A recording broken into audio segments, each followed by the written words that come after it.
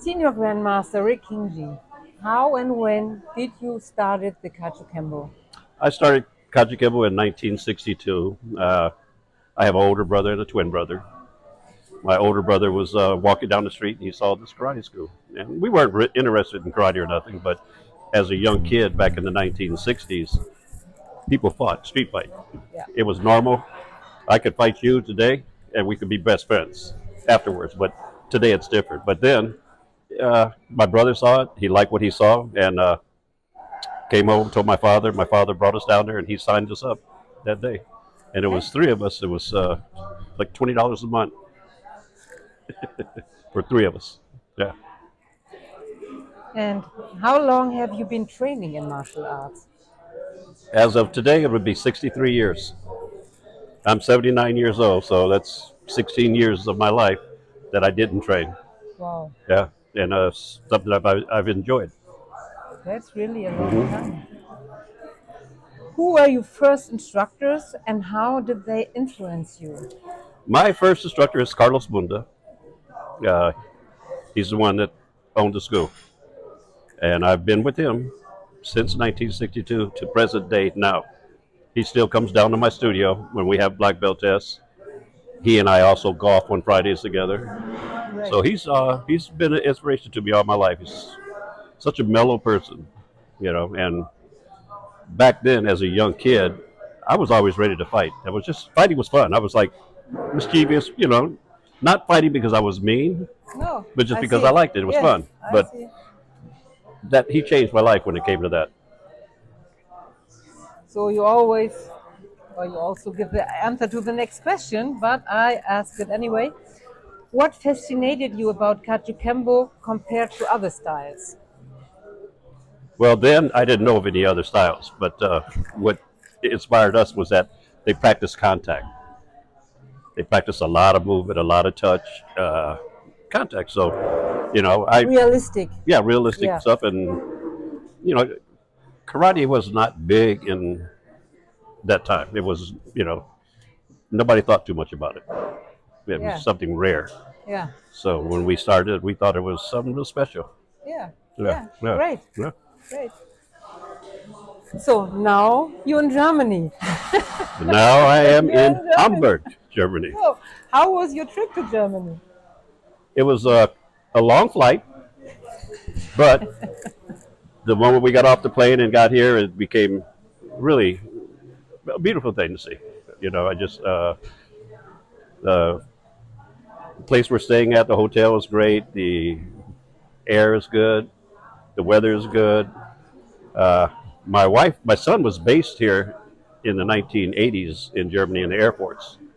So my wife spent 2 or 3 weeks down here, but I never went down here. Yeah, that leads me to the next question. Have Uh, you ever been in Germany before? this is my first time to Germany, and I look forward to coming back again because it's been great. I enjoy it. Yeah. So now you have seen a lot of schools in Germany, a lot of Taekwondo schools. Do you think there's any difference between the schools in Germany and the traditional KAJUKENBO schools in your country? It parallels a lot. It's a lot of the same, at the same time different. But the end goal, the philosophy, the bottom line is it's the same. You know, I've been to I think my 4 schools so far, and of all the schools, what I really appreciate the most is that the teachers of all the schools are active. Yeah. In the state, we have a lot of schools, a lot of people that claim to have schools and organization, but the instructors they don't do nothing. They sit up against the wall. I call it paper organizations. They promote people, but they don't do anything. Yeah. But Okay. the first night, I think when we went to Senior Grandmaster Wolf School, he was out on the floor doing everything with the students. Watching you guys Yeah. train Yeah, yourself we- too. You guys are all on the floor, Yeah.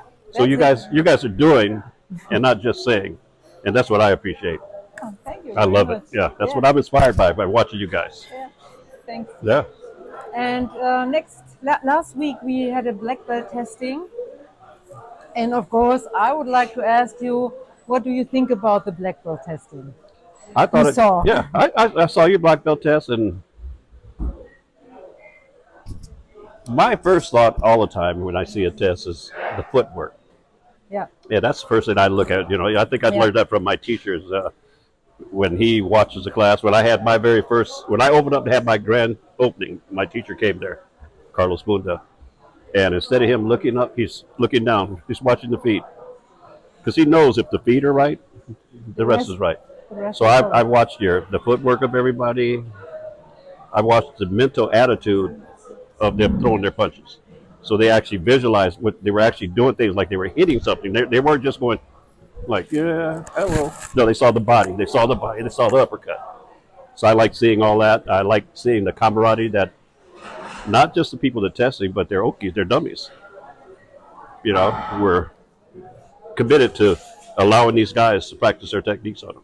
Yeah. So that's what I like. It's a lot of the same that we do at my school and a lot of the other schools. But it was a very impressive black belt test.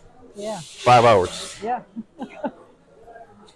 So, yeah, how long do you know our grand teacher, grandmaster, Elder Caspers? I've more or less known him for over 40 years. I know who he is. I've been involved with when he started the IKA, when he did the KOA. So I've seen a lot of organizations that he's went with and gone through, and always had respect for what he's created. Okay. Yeah, yeah. And maybe you have any story for us that about him that we don't know? Nothing really on a real personal level. We see each other, we respect each other's organization and stuff like that, but nothing on a real person. I think this is probably the closest personal thing. But I did share time with him in Portugal when we taught over there. Yeah, but I've always just respected what he's created, what he has done in KAJUKENBO. Okay. Um, how will you describe the philosophy of KAJUKENBO? The philosophy of KAJUKENBO is if it works, use it. If you get into a fight, you're going to get hit. So the philosophy to me is once we get over that fear of fighting, once we get over that fear of being hit, we could conquer anything. You know, so we lose that. Once we lose that fear, we don't let things bother us. Somebody could come up to you and act real stupid. You can go like, okay, because you're not worried. And that's what I like about what KAJUKENBO has done. It's the mindset. And what I really like about all the KAJUKENBO schools that every time we go to a tournament, every school thinks they're better than the other school, and that's what makes us so strong. Yeah, You know, I see. if we come down here, I'm sure Wolf and you guys say, "Well, Kingi brought his students down here, we'd beat their butt." You know, and I'd say, "Well, if you guys came down to my school, we'd beat your butt." But that's what makes us competitive and strong, Yeah, and I love that. yeah. Yeah. And what do you think? What is the core of true martial arts training for you? Say it The again? core. What is the core, the heart of true martial arts training? Hard work, Yeah. labor of love, uh, practice what you preach. You know, that's the true love of KAJUKENBO. Yeah. And how did you stay so long motivated in the KAJUKENBO? I mean, it's a long time of period you're in the KAJUKENBO, and any one of us sometimes has the feeling, oh, I'm tired. I don't want to go to training. I want to stay home. Oh, I've gone through those days. I've gone through those, but I'm an athlete, and I enjoy being athletic. Yeah. So that's been one of the biggest things. But probably the most important thing that kept me going is my family. All of my family are black. All my kids are black belts. My grandkids are black belts. So I think my family is. I know what a benefit it has been for all my kids. All my kids will tell me, "Dad, I don't know how KAJUKENBO, how I would have turned out if it wasn't for KAJUKENBO, because it gave me so many things to push through anything." So I think it's just that. And now I have my grandkids. So I'm teaching them. It's just being able to teach the family. And I go to the supermarket sometime, and I'll hear somebody say "Sifu," and anytime they say "Sifu," I know it's somebody from way back. And they'll go, "You don't know what an inspiration you were in my life." Yeah. I have one brown belt that came back after 20 years, and he said, "I want to get my black belt." He has 3 kids, and he told me, he says, "I raised my 3 kids on everything you used to tell me when I was 8, 9 years old." And when he told me that, that touched my heart. You Yeah, know, of course. more than any trophy or anything Yeah, else. Yeah. that's a lot So of motivation. that's that. I Yeah, think I that's what see. motivated me. Just Yeah. continues doing that, meeting new people, coming down here to Germany, seeing you guys do all that. You know, the other Yeah. night when I talked about how the test was, I had tears in my eyes because I was impressed and I was happy to see the love that Yeah. everybody has. So yeah, Thank you. And what is the most important to you, or the most important facts you would like to teach your students? Maybe there's one, yeah, most important thing. just never to quit. You know, never to give up. You get out of it what you put into it. That's the most important thing I preach all the time. You have to give back to what you were given, and when you're able to give back, it's fulfilling Yeah. for your heart. So it makes you feel good. So I think that's the most important thing, is just being able to give back what was given to me. Yeah. Okay. And what do you think makes out a good black belt in KAJUKENBO? What makes a good black Yeah. belt? Yeah. Their instructor. That's a good answer. Yeah, their instructor. You know, and you know, I think we have to make that happen. Yeah. You know, because it's not going to happen by themselves. And watching them make their mistakes and being able to stop and correct their mistakes. You know, that's as I said about giving back. Somebody gave to me, now I give back to them, my students, and I watch my students give back to them. So to become a black belt, a person should know how to teach. This is a very wise answer. Thank you. So, yeah. So, now we look a little bit back in the past. Were there key moments of particular challenge in your career? What are key moments Key moments, special moments Oh, special- that switch your career in some way? in martial arts? Yeah, in martial arts. You know, I don't think it was. I won a lot of tournaments. I won international. I won a lot of tournaments, fought a lot. But seeing my wife get her black belt was something that was great. Then to see my kids Yeah, get their black belts, my children, and me knowing that I didn't just give it to them. They had to work for it. yeah, They had to work for it. I treated them just like I treated everybody else.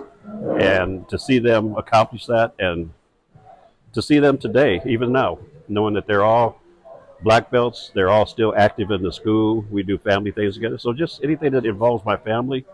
Now I have my grandchildren, 5-year-old, 7-year-old, 10, 9 years old. Just one is getting ready to turn 13. He's junior black belt, and watching them compete and grow up together at the school. Yeah, great.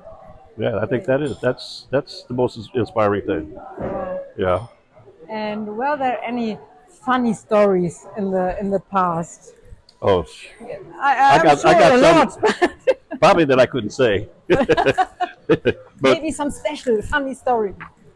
wow, so many different things. You know, developing myself and my friends. Like Gary Forback, he and I. You know, we did a lot of crazy things together. You know, it's so many things that I can't even think of one right now. Okay, yeah. But I mean, I can close my eyes and Maybe tomorrow. It's We so see hard us to share. tomorrow. I will ask you again. okay, maybe tomorrow. I have time to think about this one. Yes. Yeah. Um, and do you think the martial arts scene has changed in the past years? Yes. It has to. In 63 years, it has to change. Yeah. I see it changing. Maybe especially the last 10 years, 10, 20 years. You know, I see it trying to change to be better. I think what I really enjoy about the martial arts scene today is that, especially in KAJUKENBO, when we started KAJUKENBO, the judo, the jiu-jitsu, the kempo, the kung fu, it was blended in and you couldn't see it. Yeah. Now, all the schools, like my son who took over the school for the last 10, 12 years now, they've incorporated straight jiu-jitsu. straight boxing. So, before it was just blended as a class. All But now we together. have our classes. Now we have the jujitsu class. We have the boxing class. So the blend has gotten stronger now. If CJO, if we were doing the same thing they did back in the 1940s, it wouldn't be a very good system.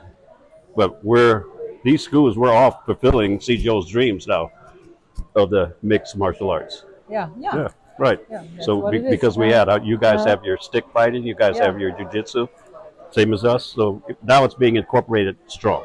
Yeah. Yeah. Again. Yeah, great. Um, what is your view of the global state of KAJUKENBO? It's somewhat mixed view, depending on you guys here in Germany have an established foundation, Yeah. and you guys have a strong core. You had your Sifu Al's a good leader that brought the stuff over here, and now you guys have your organization, and you guys have 50 years in martial arts right now. Yeah. And because of that 50 years, you guys can have grandmasters, you can have professors, you have all the schools.